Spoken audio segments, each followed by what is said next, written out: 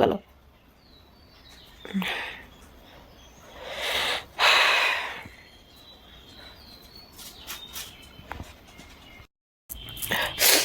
ढूंढो ढूंढो रे साजना, ढूंढो रे साजना, मोरे कान का बाला हो।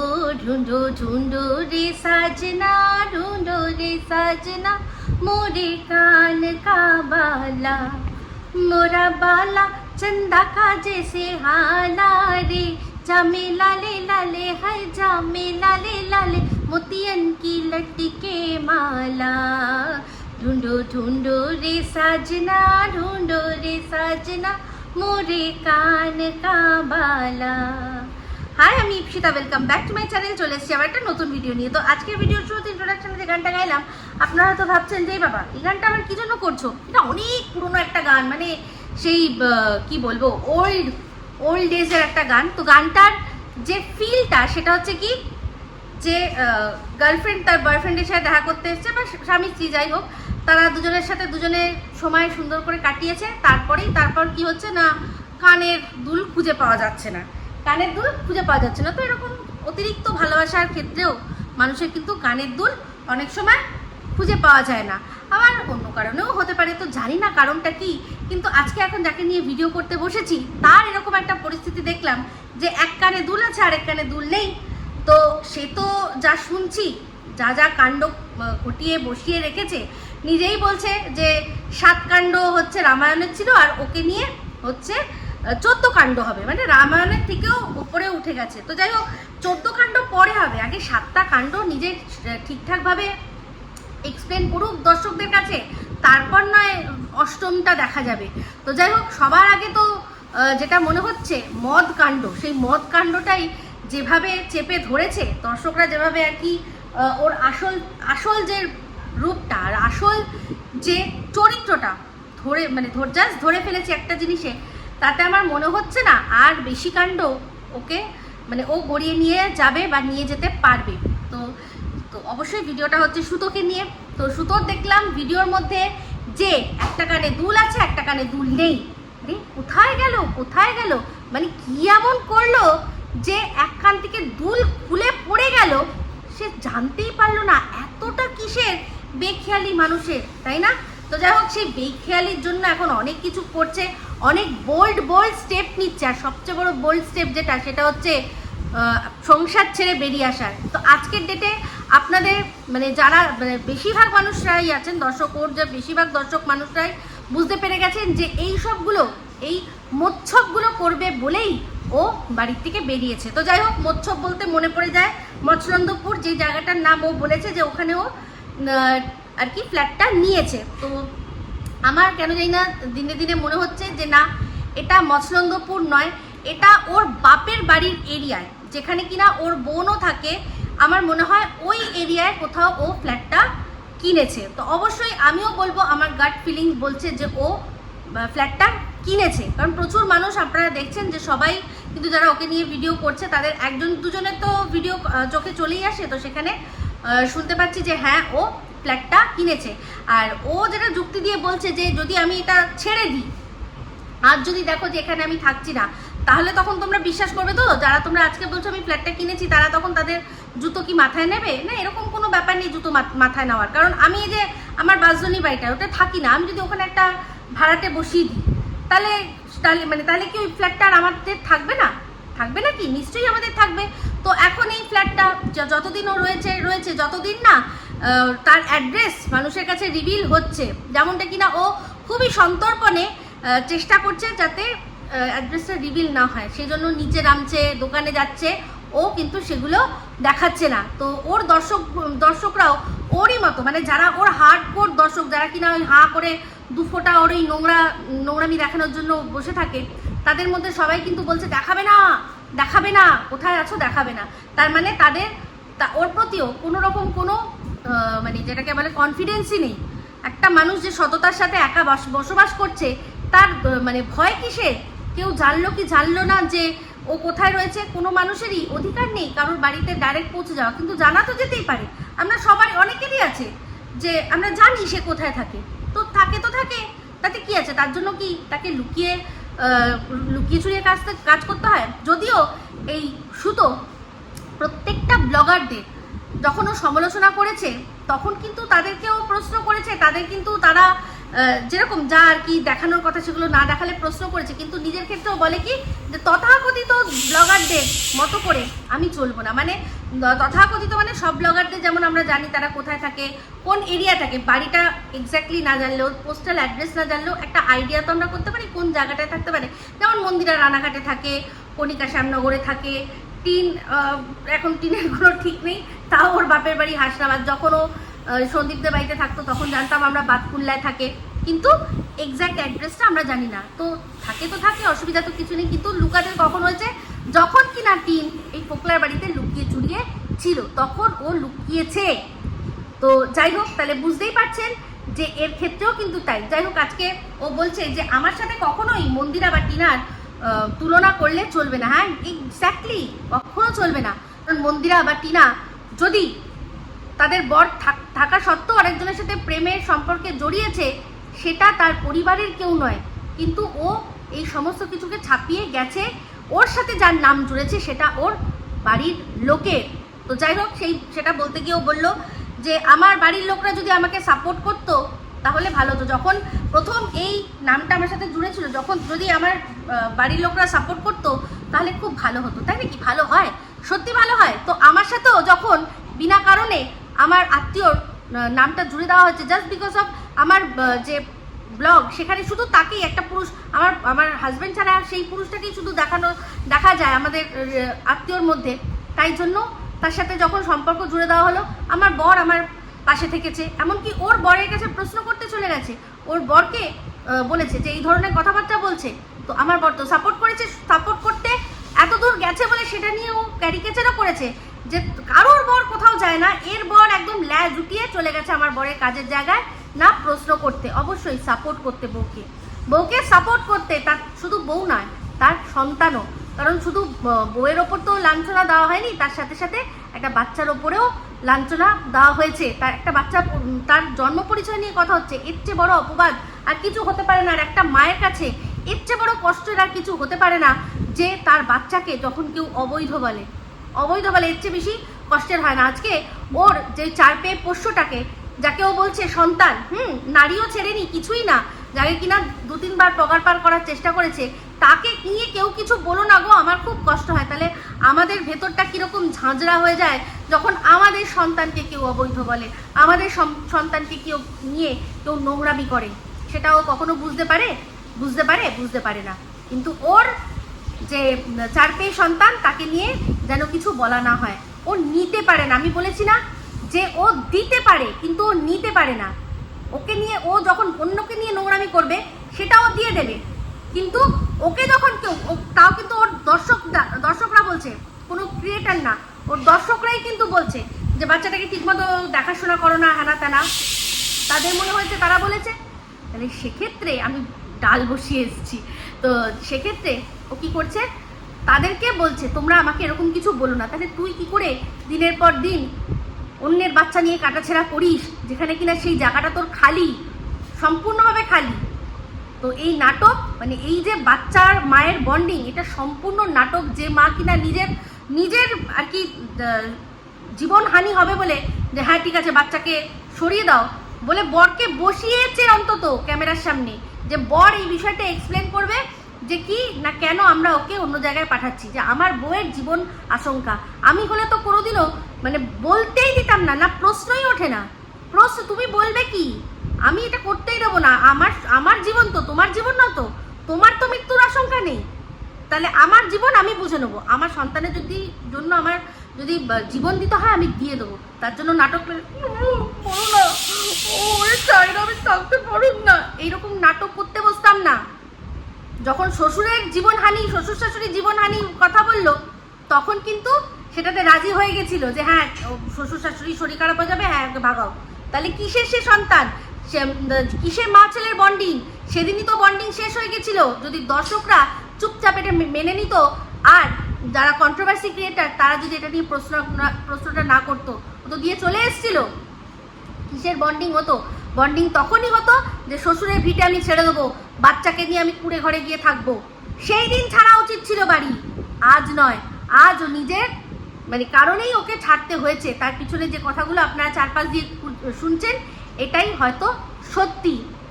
তো জানি না এবার একজনের যার সাথে নাম জড়িয়েছে তাদের তরফ থেকেই হয়তো এখন এই বিষয়টা, তার ওপর ওর হাজবেন্ড, সেও হয়তো এই জিনিসগুলো এখন মেনে নিতে পারছে না। তো যাই হোক, একটা কথাও বললো, ওর শ্বশুরের কথা বলতে গিয়ে মনে পড়ে গেল, ও বলল যে ও নাকি কোনোদিনও সাপোর্ট পায়নি ওকে। সবসময় ওর শ্বশুর শাশুড়ি সবাই বলেছে যে তোমার তো খাওয়া পড়ার অভাব নেই, তোমার ভিডিও করতে কিসের জন্য লাগে, তোমার কিসের অভাব আছে, খাওয়া পড়ার অভাব নেই, তোমাকে আমরা সাপোর্ট করবো না। কিন্তু কোথায় সাপোর্ট করবে না মানে, যদি সত্যি সাপোর্ট না করতো তাহলে লকডাউনে যে সময় ওর বরের ইনকাম নেই, শ্বশুর মশাইয়ের পেনশনের টাকায় সংসার চলছে, সেখানে ওকে এত খাবার, ও নিজেই বললো আজকে যে তখন আমি গান্ডে পিণ্ডে গিলতাম, ভিডিও করতাম, গান্ডে পিণ্ডে গিলতাম, তাহলে ওর বরের কোনো মানে সেটাতে কোনো রকম ওর বরের হাত ছিল না। ওর বর কিন্তু ইনকাম করে আনতে পারছিল না তখন, ওর বরই তখন তার বাবার অন্নে রয়েছে, সেখানে ওর শ্বশুরের অন্নে থেকে এত খাবার, সেগুলো খাবে আর খেয়ে ভিডিও করবে। তাহলে কোথায় ওর শ্বশুর বা শ্বশুর বাড়ি ওকে সেখানে সাপোর্ট করলো না? সাপোর্ট যদি না করতো তাহলে কি তারা এরকম এনে দিত? তারা কি এত খাবার, গোটা মুরগি হানাতানা তারা কি প্রোভাইড করতো? তারা যদি প্রোভাইড না করতো তাহলে অবশ্যই ভিডিও করলো কি করে? তাহলে কি করে বলছে যে ওর শ্বশুর শাশুড়ি সাপোর্ট করে না? ওর মতো অকৃতজ্ঞ, শুধু অকৃতজ্ঞ না, ও কৃতজ্ঞ, ও উপকারীর অপকার করে, ও উপকারীর অপকার করে। তাহলে ওর শ্বশুর শাশুড়ি কিন্তু ওকে ওই খাওয়ার ভিডিও করার জন্য সাপোর্ট করেছে, তারপরেও দীর্ঘদিন ও যখন ব্লগিং করতো ওকে সাপোর্ট করেছে। তো সাপোর্ট কোথায় করেনি ওর শ্বশুর শাশুড়ি? নিজে আলাদা থাকলো, নিজে আলাদা খাওয়ার ব্যবস্থা করলো, কি করে, কি বলে যে ওরা রিচ খায়, আমি রিচ খেতে পারি না। কিন্তু ওর রান্না আপনারা দেখেছেন, ও কোথায় পাতলা ঝোল ভাত, একদম আদা জিরে বাটার ঝোল খায়, ওর সবসময় রগরগানি খাওয়া দাওয়া। আচ্ছা, এবার বলছে ও কোনোদিনও সাপোর্ট পায়নি। কার সাপোর্ট পায়নি? ওর বর সাপোর্ট করেনি ওকে? ওর মতো কৃতজ্ঞ বলেই সাপোর্ট পায়নি, এই কথাটা বলতে পারছে। সাপোর্ট পায়নি, ওর বর ওকে সাপোর্ট করেনি। কোন দিক দিয়ে ওর বর ওকে সাপোর্ট করেনি? যেদিন একটা বাড়ির বউ হয়ে ও পুরো পেছনের কাপড় উপরে তুলে দিয়ে ওর কোমরের এখানে ট্যাটু আছে কি নেই সেটা আমাদের দেখানোর জন্য চেষ্টা করছিল, কে ক্যামেরাটা ধরে দিয়েছিল? ওর বর ধরে দিয়েছিল। কোন বর করবে এই সাপোর্টটা? তাও বলছে যে ও নাকি সাপোর্ট পায়নি। তাহলে আমার যদি সাপোর্ট পেতো তাহলে নোংরামি হতো না। তাহলে আমার বর আমায় সাপোর্ট করলো, আমার ননদ সামনে এসে বলল যে এই যে আমি সামনে দাঁড়িয়ে কথা বললাম, তার বরের সামনে রেখে আমি বললাম যে ফ্ল্যাটটা নাকি এই নোংরামি করে পেয়েছি আমি তোর বরের কাছ থেকে, বরের সাথে নোংরামি করেছি, এনাতানা পুরো বললাম। আমার ননদ মুখের ওপর দাঁড়িয়ে বললো ননসেন্স, এই ধরনের কথাবার্তা।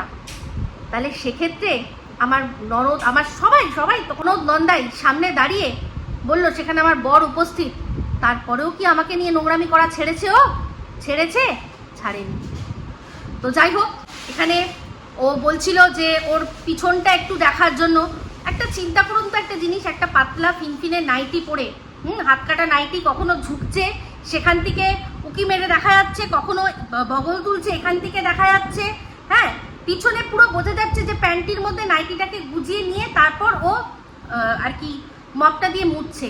ওটা দেখতে দর্শকরা কেন বলবে যে তোমাকে দৃষ্টিকটু লাগছে? ওর দৃষ্টি নেই, ওর দৃষ্টি নেই, ওর এই দৃষ্টি দিয়ে ও কণিকাকে বলতো না? বলেনি? প্যান্টি বৌদি তো ওরও নাম দেওয়া হয়েছিল, প্যান্টি দিদা, সরি প্যান্টি দিদা, সবাই মিলে একটা সময় বলা হয়েছিল। কে বলেছিল? ও বলেনি? প্যান্টি দিদা নাম দেয়নি? তাহলে আজকে ও প্যান্টি কি হয়েছে? মামি, প্যান্টি মামি হয়ে ঘুরে বেড়াচ্ছে।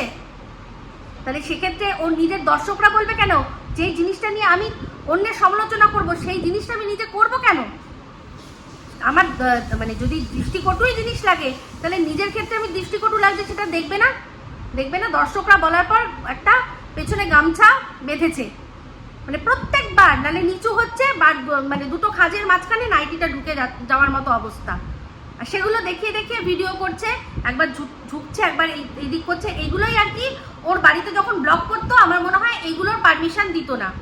এইগুলো এখন ওর নিজের মতো নিজে রয়েছে, সেগুলো ও যখন যতটা মনে হবে ঝুঁকে দেখাবে, উঁচু হয়ে দেখাবে, পিছন ফিরে দেখাবে, সাইড ফিরে দেখাবে, ও দেখাবে। এই স্বাধীনতাটাই ও এখন এনজয় করছে। তো যাই হোক, আমি এই যে দেখুন, এর আগে কদিন আগে ও আমাকে নিয়ে সমালোচনা করার সময় বললো কি যে পিওর ছবি আমি পুরো পরিষ্কার ঝকঝকে তকতকে করে দেখিয়ে দিয়েছি। শুধু ও না, এরকম অনেকেই বলেছিল যে পিওর ছবি আমি ঝকঝকে তকতকে করে থাম্বনেলে চিপকাচ্ছি বড় বড় করে, তার মানেই আমার সাথে ওর সেটিং ফিটিং হয়ে গেছে। নাহলে এত বড় সাহস হয় কি করে আমার যে আমি ওর ছবি পরিষ্কার দিচ্ছি? স্ট্রাইকের ভয় নেই? কেন ভয় পাবো? কেন ভয় পাবো?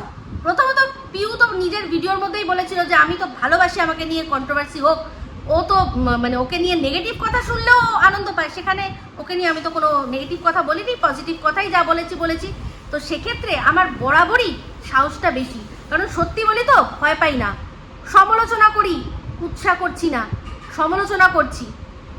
ওর ভিডিওর মধ্যে পরিষ্কার বললো এই তো ইপু দিদি আমার ভিডিও ব্যবহার করছে, এই তো ইপু দিদি আমার ছবি পরিষ্কার করে দিচ্ছে। হ্যাঁ দিচ্ছি, যা দেখছি ভিডিওর মধ্যে থেকে, যা এদিক ওদিক দিয়ে শুনছি, সেটা আমার বিশ্বাস হচ্ছে কি হচ্ছে না, আমি নিজের মতামত দিচ্ছি, সমালোচনা করছি, কুৎসা করছি না। তো যাই হোক, আজকে ভিডিওর শুরুতে যে অংশটুকু দেখলেন আপনারা, সেটা হচ্ছে ওর সেই যে ভাগনা যখন চলে গেছিল প্রথম ব্যাঙ্গালোর, সেই সময় ওর এক্সপ্রেশন চিন্তা করে ও নিজে বলুক তো যে ও নিজের ভিডিওটা ওইটুকু অংশ দেখে ওর কি মনে হবে? একটা মামি তার ভাগনা চলে গেছে কোথায়?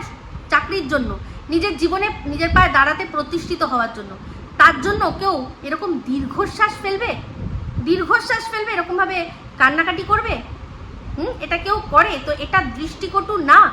একটা জন্মদিনে সেখানে মানে যে যার সবচেয়ে পরম প্রিয় মানুষ তাকে আগে কেকের টুকরোটা খাওয়াবে, ওখানে বাচ্চারা যারা থাকে, মানে যে কোনো অনুষ্ঠানে বাচ্চারা থাকলো, বাচ্চাদের খাওয়ালো, সবচেয়ে বেশি প্রিয় মানুষটাকে খাওয়াবে। সেখানে ওর জন্মদিনে কেক কাটিংয়ে সবচেয়ে শেষে হচ্ছে গিয়ে কে না ওর বর। তাও লোকে বলছে আরে বরকে খাওয়ারে একটু।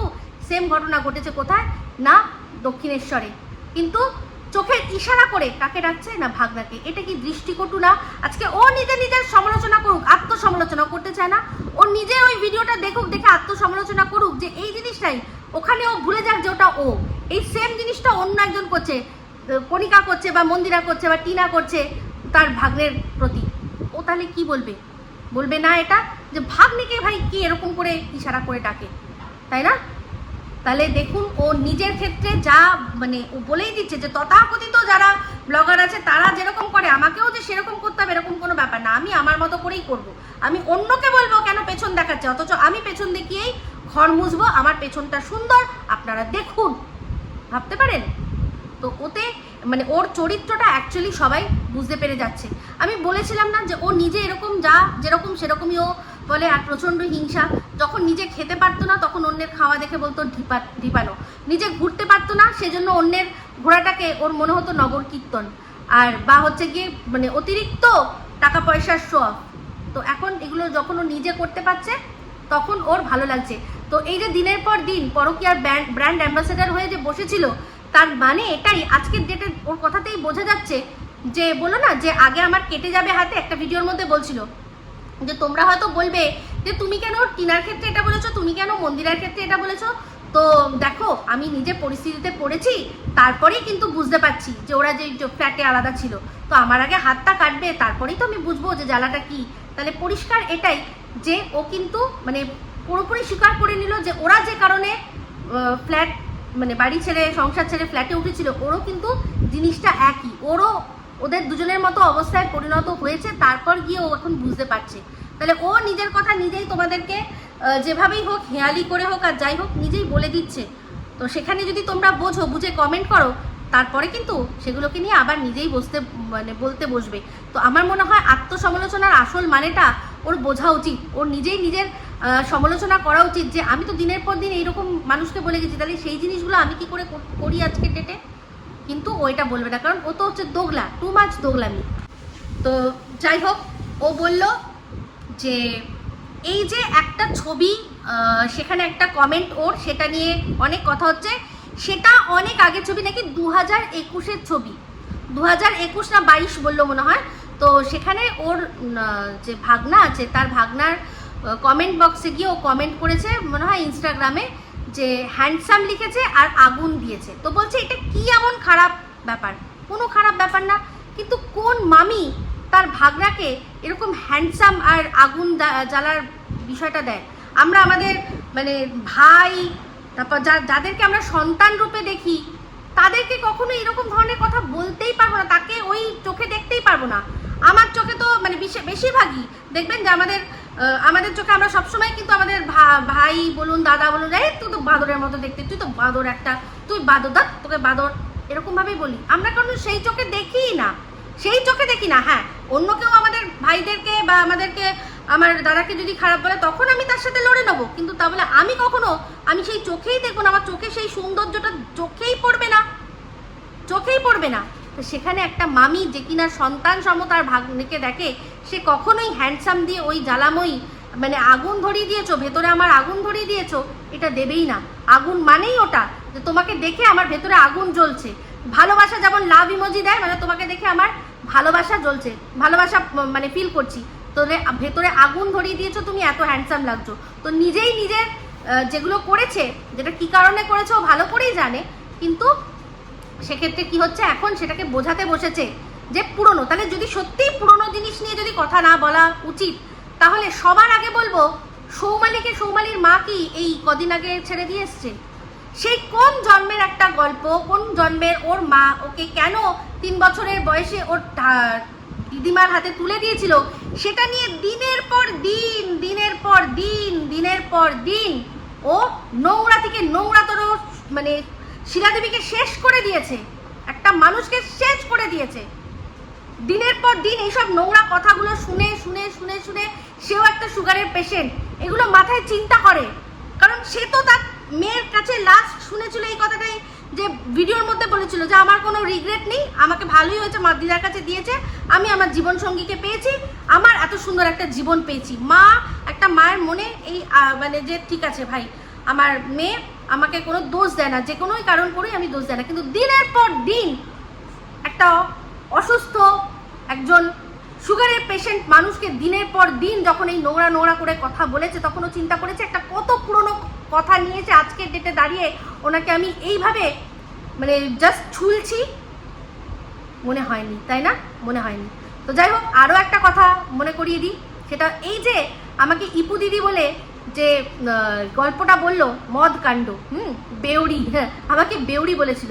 এই যে সেখানে বলুন যে একটা ছবি কেউ তুলে এনেছিল আমার ফেসবুক থেকে, সেটা 2018-র 31 ডিসেম্বর, আর ওখানে কোথাও দেখা যাচ্ছে না, ওখানে যে কটা ছবি আছে সব গিয়ে খুঁজে দেখলে বোঝা যাবে ওখানে কোনো আমি গ্লাস হাতে নিয়ে এরকম করে খাচ্ছি বা কিছু ওরকম কিচ্ছু বোঝাই যাবে না। ও যে আজকে আমাকে বেউড়ি বলছে, যেই ছবিটা দেখে সেই দিন আমি বলেছি, আপনাদের সাথে শেয়ার করেছি যে ওই দিন আমি মুখের কাছে একটু ছোঁয়াতেও পর্যন্ত পাইনি, কারণ আমার ভেতর থেকেই কেমন যেন হচ্ছিল, কারণ আমি তখন জানতাম না যে তখন আমি প্রেগনেন্ট, আমি জানতামই না। তো ওই দিনই যে আমি মুখের সামনে থেকে আনতে পারিনি। তো বাদবাকি হচ্ছে গিয়ে এবার আমাকে বলছে কি করে পারো তুমি, এখানে তুমি কি করে এগুলো করতে পারো? তাহলে আমাকে কি খেতে দেখা গেছে? দেখা তো যায়নি, কিন্তু একটা ছবি, একটা কতগুলো বোতল রাখা আছে, সেখানে আমাকে বেউড়ি বলে দিল। আর আজকে খেলা দেখুন যে ওকে নিজে স্বীকার করে নিতে হচ্ছে যে হ্যাঁ ও খেয়েছে, কারণ এখানে অস্বীকার করার কোনো জায়গা নেই। কত বড় মিথ্যা কথা বলেছে জানেন? যেদিন ওর বোন এসেছিল, বললো বোন 7টার সময় এসছে, 8টার সময় বেরিয়ে গেছে, মানে 1 ঘন্টার মধ্যে বেরিয়ে গেছে। তাহলে ওই অত বড় বোতলটা ও একা খেলো? অত বড় বোতলটা ও একা খেলো? তাহলে আবার ওর বোন ওকে সামলালো কখন? বললো যে সবাই মিলে নাকি সামলাতে হয়েছে। তো কতজন ছিল ওকে সামলানোর জন্য? হ্যাঁ, আর এই যে বলেছিলাম না যে ওর চেহারার মধ্যেই আমূল পরিবর্তন এসেছে যবের থেকে দীঘা গেছে। এই যে চোখের তলায় ফোলা ভাবটা, এটা কোনোভাবেই ওর অন্য কোনো কারণে হয়নি। ওর আজকে আমি নতুন শুনলাম ওর নাকি ফ্যাটি লিভার আছে। তো যাই হোক, কবে এটা টেস্ট করেছিল সেটাও তো জানি না। হ্যাঁ, মন্দিরা টেস্ট করেছিল সেটা জানি। তো যাই হোক, আজকে ওই বিপি বলতে গিয়ে এমনভাবে বললো যে বাপের জন্মে প্রথম নাকি ও ওটা চোখে দেখেছে। আমি তো জানতামই না ওটা কি। কেন মন্দিরার ওখানে দেখেনি? মন্দিরার ঘরে ওই তো সেম বোতল দেখা গেছে, তো ওকে তো মন্দিরাদের সাথে এখন টক্কর দিয়েই চলতে হবে। মন্দিরা বিপি খেলে ওকেও বিপি খেতে হবে, তাহলে ও তখন দেখেনি যে ওটা বিপি। আজকেও প্রথম জানলো মায়ের পেট থেকে বের হয়ে যে ওটাকে বিপি বলে। হ্যাঁ, এই বেউরি বেউরি বেউরি তো তুই, তো তোর চেহারা দেখেই বোঝা যায় যে তুই বেশ খাস। আর এই যে আমার চোখের তলায় দেখুন কোনো রকম কোনো পাফিনেস পাবেনই না। তাহলে যে রোজ খাবে তার এটা ফুলবেই ফুলবে। তো আমি এর আগেও বলেছিলাম, এখনও বলছি যে আমার ছেলে হওয়ার পর থেকে আমি পুরোপুরি এই জিনিসটা থেকে ডিটাচ। হ্যাঁ অবশ্যই তার আগে যা যে কটা নাম বললো সব কটা টেস্ট করেছি। এখানে কোনো এই জিনিসটা কনজামশনটা আমার ক্ষেত্রে তো ইয়ে হবে না, ইললিগাল হবে না, কারণ আমার তো 18 বছর বয়সে কম নয়। তো আমি যখন 18 বছরের বয়সে যখন কম ছিল তখনও কোনোদিনও এই জিনিসটা ছুঁয়ে দেখিনি, ঠিক আছে। তাহলে এই যে জিনিসটা ওটা ইললিগাল নয়, আমাদের রাজ্যে এটা নিষিদ্ধ নয়, কিন্তু ওটা বারণ আছে কোথায়, ওটা খেয়ে ড্রাইভ করা যাবে না, এগুলো বারণ আছে, বা পাবলিক প্লেসে বসে খাওয়া যাবে না।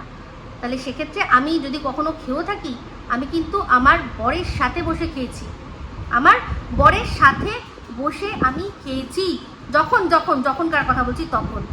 তো সেটাও কি না অকেশনালি, ওই যেটাকে বেউরি বলানোর চেষ্টা করছে, বেউরি তারাই যারা রোজ খাবে, যারা অ্যালকোহলিক, যাদের ওটা ছাড়া চলবে না। তো তাদের চোখ দেখলে বা তাদের চেহারা দেখলে পরিষ্কার বোঝা যাবে যে তারা খায়। আমি তো দেখেন আপনাদের সাথে বেশিরভাগ দিনই রাত্রে সময় কাটাই, কখন না আপনাদের সাথে লাইভে সময় কাটাই, তাহলে আমি যদি খেয়ে থাকি দেখে বোঝা যাবে না। তো যাই হোক, ও তো ওর এরকম ব্যাপার নেই যে ওর বরের সাথেও করছে, বাড়িতে বসে করছে, বরের সাথে করছে, এরকম তো কোনো ব্যাপার নেই। তো এই যেটা ও করছে সেটা করার জন্য, এই পার্টি করার জন্যও বাড়ি থেকে বেরিয়েছে, পরিষ্কার বোঝা যাচ্ছে। আমি আমার বরের সাথে বসে খেয়েছি, তাহলে পরিষ্কার বোঝাতে পারলাম। কিন্তু ও কি তাই করলো? বর ছেড়ে এসে এখানে যেটা করছে বেউরিপনা করছে। আর ওর এটা চেহারা দেখেই বোঝা যাচ্ছে যে মাঝে মধ্যেই ওর চলে, সেই জন্যই আর কি ওর চেহারাতে ফুটে উঠছে, চেহারার মধ্যে এতে পুরোপুরি বোঝা যাচ্ছে। তো যাই হোক, দেখলাম বাটা মাছ, ওর আবার বাটা মাছ কাণ্ড। বাটা মাছ ওর মা 5টা এনেছে, তো ও ভেবেছিল 4টে, 2টো একদিন খাবে, 2টো আরেকদিন খাবে। তো প্রথম দিন বললো বাবা বাটা মাছ আসলেই তো বরের কথা মনে পড়ে যায়। আমার বর খুব ভালোবাসে টমেটো দিয়ে বাটা মাছ, আর কি খুব পছন্দ করে, কিন্তু আমি টমেটো দিয়ে বাটা মাছ করবো না, কারণ ওটা করলেই তো আমার বরের কথা মনে পড়ে যাবে। তাই আমি কি করব না, আমি একদম দই দিয়ে রগরগে করে ঝোল করব। প্রথম দিন 2টো খেলো, তারপরের দিনই দেখলাম টমেটো দিয়ে ঝোল করলো। তাহলে 24 ঘন্টার মধ্যে কি এমন হলো যে কিনা বরের দুঃখে বাটা মাছ টমেটো দিয়ে খেতে পাচ্ছে না, পরের দিন আবার বাটা মাছ টমেটো দিয়েই একদম রসিয়ে রান্না করলো। কি এমন হয়েছে, তাই না? তো এই সম্পূর্ণ এর যেগুলো মানে মাঝে মাঝে করছে, সেগুলো কন্টেন্টের জন্য। অ্যাকচুয়ালি ভেতর থেকে ও ভীষণ পরিমাণে একজন, মানে যেরকম অন্যকে বলে ও সেই রকম, যেটা পরিষ্কার, আমি সেটা পরিষ্কারভাবেই বলবো, কোনো আমার বলতে ভয় নেই। যেই কথাগুলো আমি ভিডিওর মধ্যে বলছি, আমাকে যদি দাঁড়িয়ে অন্য কোথাও বলতো, আমি সেই কথাগুলোই বলবো। তো এই যে বলছিল না ইপু দিদি কি করে পারো, আমি কি পারি, ও অনেক বেশি ভালো পারে। বলেছে না আপনাদের যে আর কোনোদিনও হবে না, মানে ভুল হবে না, ও খাবে, সব কিছু করবে, কিন্তু আপনারা কোনোদিনও আর বুঝতে পারবেন না। বোতলও ওরকমভাবে অসাবধানতায় ও রাখবে না, যখন খাওয়ার ঠিক খেয়ে নেবে, এটা পরিষ্কার ওর কথাতেই বোঝা যাচ্ছে। তো যাই হোক এখন জানি না বিষয়টা কোন দিকে ঘোরাচ্ছে। শুনলাম যে যা হচ্ছে সেটা নাটক নয়। হ্যাঁ, ওই যে ও সাপোর্ট চাইছে না, ওর সাপোর্ট এখন ওই বিষয়েই চাইছে। দেখুন, বরের সাপোর্টও প্রচুর পেয়েছে, শ্বশুর মশাইয়েরও সাপোর্ট পেয়েছে। আমার মনে হচ্ছে বাকি রয়েছে শুধু ওর আত্মীয়দের মধ্যে, এই যে যার নাম ওর সাথে জোড়া হচ্ছে, ও নিজেই খোলাখুলি বলছে ভাগনা। আমার মনে হয় তার বাবা মায়ের সাপোর্টটাই ও শুধু চাইছে, আর সব সাপোর্ট ওর পাওয়া হয়ে গেছে। এটা একটা অনুমান করে বললাম, না হলে বলুন না, প্রমাণিত। ওর শ্বশুরমশাই ওকে সাপোর্ট করেছে, ওর বরের সাপোর্ট তো আমরা ভরপুর দেখেছি। হ্যাঁ, তাহলে আর কোনটা বাকি রইল? মানে যা দেখেছো সেটাকে জাস্ট মেনে নাও, তাহলেই সাপোর্ট, তাহলেই তোমার সাথে আমি থাকবো, এরকম একটা ব্যাপার। তো যাই হোক, বাড়ি ছাড়ার সময়, সংসার ভাঙার সময় কে লেবু লঙ্কা আনে ভাই, এটা তো প্রথম দেখলাম। ওর বাড়ির থেকে লেবুও নিয়ে এসছে, আবার দেখলাম কাঁচা লঙ্কা, ওদের বাড়িতে যে কালো কাঁচা লঙ্কা, সেই কাঁচা লঙ্কা দিয়েও দেখলাম রোজ ভাত খাচ্ছে। তো যাই হোক, মানে কি হচ্ছে ওই জানে। তো এই বলেই ভিডিওটা এখানে এন্ড করলাম। যদি ভালো লাগে তাহলে অবশ্যই লাইক শেয়ার কমেন্ট করতে ভুলবেন না। যারা চ্যানেলটা সাবস্ক্রাইব করেননি তারা সাবস্ক্রাইব করে নেবেন। সবাই ভালো থাকবেন, সুস্থ থাকবেন, আবার আসছি খুব শীঘ্র এক নতুন ভিডিও নিয়ে। টাটা।